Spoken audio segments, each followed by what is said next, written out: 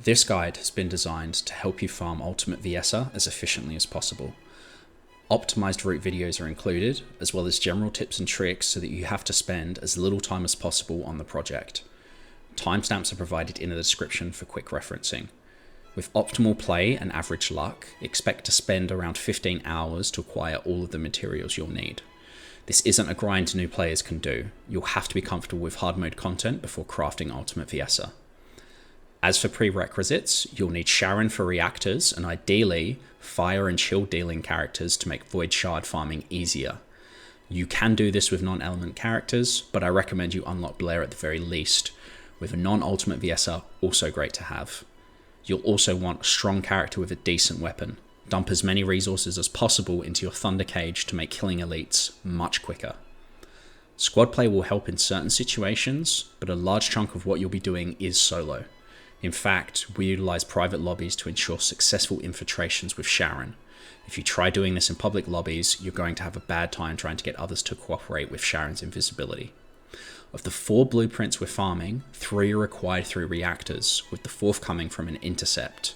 You might want to break up the reactor farming with the intercept, since it's quite a long, boring grind. The patterns we'll be farming are 56, 70, 75, and 91. Let's take a look at the Enhanced Cells first, which come from pattern 56. This pattern is acquired through hard mode Magister's lab, with it being pretty simple to gather a large number of these in a short period of time. I recommend running this with a group running maxed mods. Just make sure your party is farming blueprint 56 and not 57.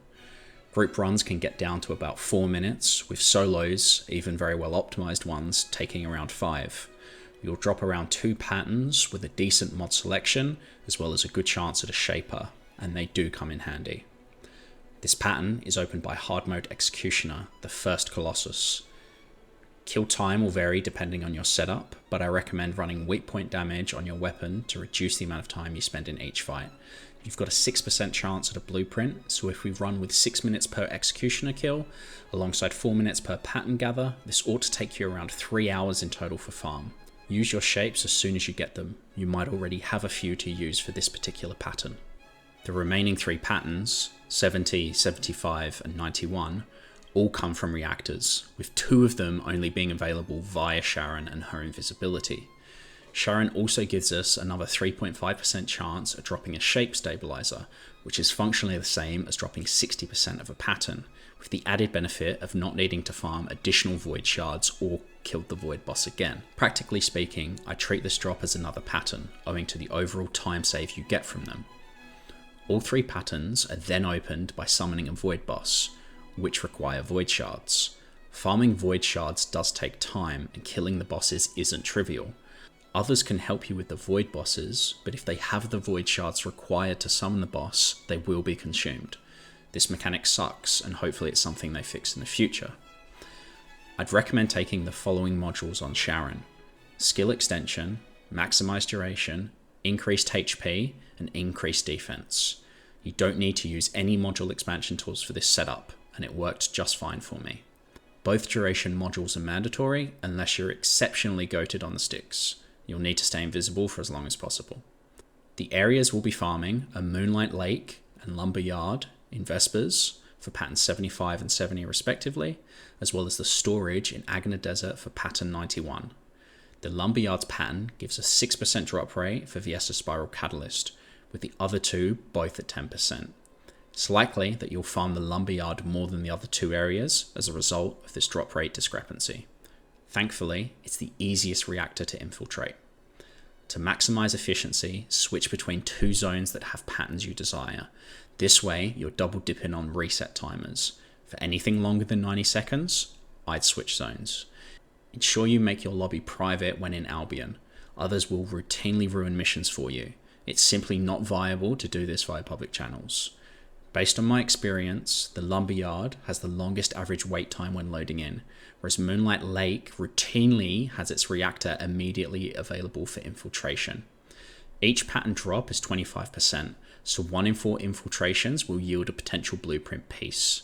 Let's take a look at each reactor and optimal pathing for each of them. Try to emulate my movement and the decisions I make as closely as possible to maximize hourly farm rates. The Lumberyard's infiltration is easy and located close to the transporter. The mini-boss is also the quickest to kill, as it has no immunity mechanics. If you make mistakes on this infiltration, it's pretty forgiving, but I'd still try and stay optimized on your path as much as possible, since you'll be doing this one more than the others.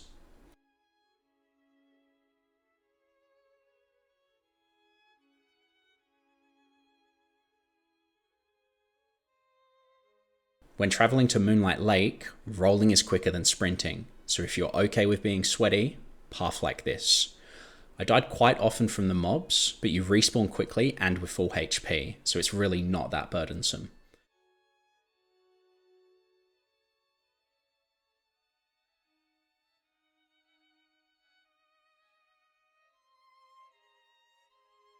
I recommend pressing tab to scan the mobs after activating the last device. The boss is hard to find, but a red indicator will appear above his head when you do scan.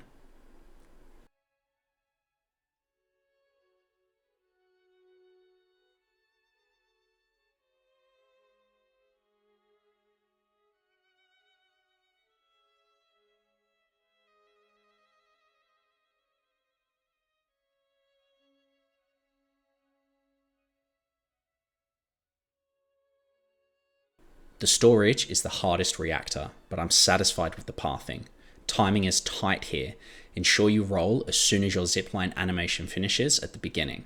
Getting this right will take a few tries, but it feels great when you nail it time and time again.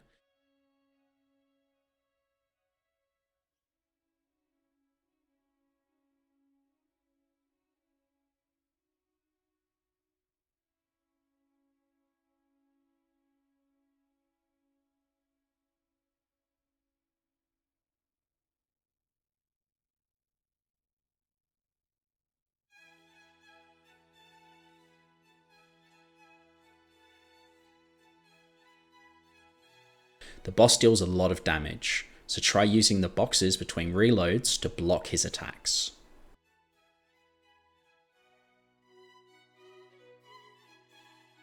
Don't bother looting the mini-bosses, since all you get is trash. Also, don't wait to see whether or not you got a pattern. Start to transition to the next area, and during the port out animation, you'll see your drops. Time is money, and you'll be doing hundreds of these reactor missions, so saving off 10 seconds here and there each run really adds up. We need 3 Void Shard types to summon the Void bosses: Polymer, Monomer, and Organic. Just a heads up, I believe these might rotate in the future, so double check these on your map if you're watching this video in the future. I also recommend checking the official Discord server for groups and posting your own advertisement.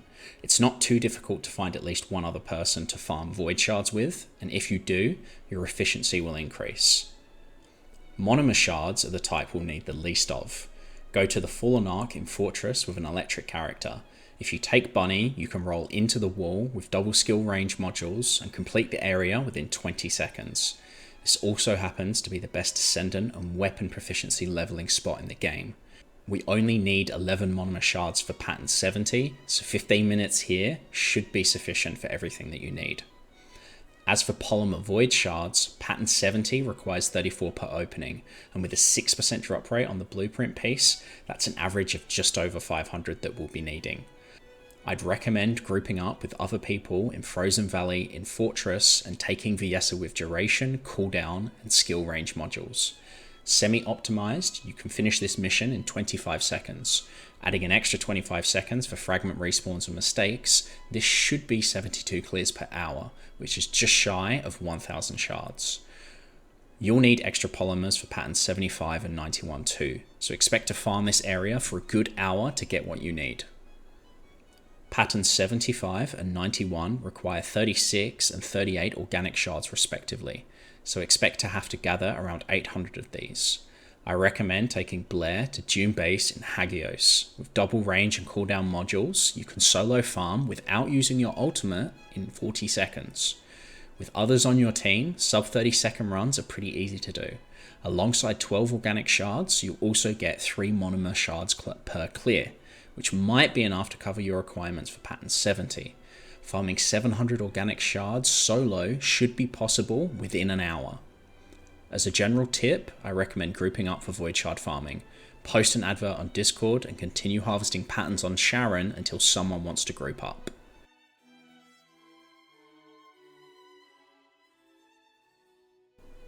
For boss killing, you can bring a friend along to kill each of the bosses, but if they have the required shards, they'll be charged, even if they don't use the device at the end of the fight.